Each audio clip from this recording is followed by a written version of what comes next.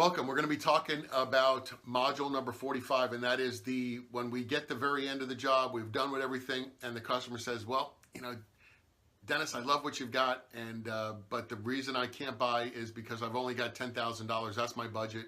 I really can't go over that. So we've got an opportunity now to go back to the customer with, oh, I understand that, Mr. Jones. Let me explain, and we do see that often. So what can I do is, let me ask you a couple of questions then. What can I do taking this tub so it can fit into your $10,000 budget? What would you like to take off of this tub, and what things can I do to bring the value down a little bit? Meaning, can I reduce the warranty? Can I change some of the parts and pieces out? Can I reduce some of the features of it so that I can fit into your budget? Now, because we understand that there are different prices for different products, just like I noticed your car out there with your Lexus. You could have bought the Toyota, very obviously made by the same company, but there's a reason why, because that's a little bit better car. It's got better reliability. It drives better. But it costs more than the Toyota. And the same thing with the Kohler tub. So unfortunately, I can't take a $17,000 tub and discount it to $10,000. That just wouldn't make any sense. But what we can do is try to find something that'll fit into your budget. So if I can do that for you, can we go ahead and move forward today? Work on that?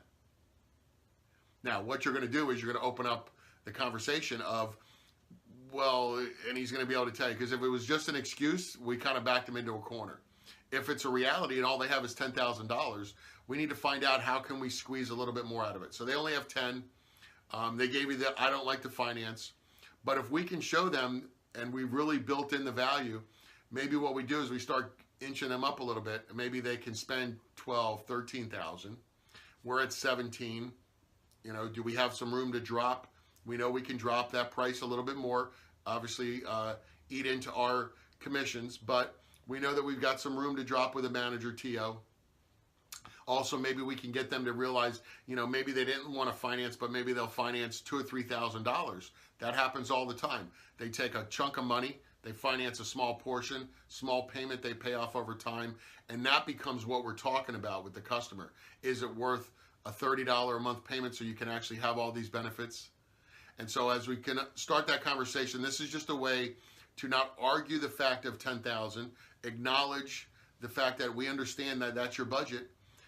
Keep them in right side brain. Remember, we don't want to be arguing with anybody. Once we argue with them, we go left side brain.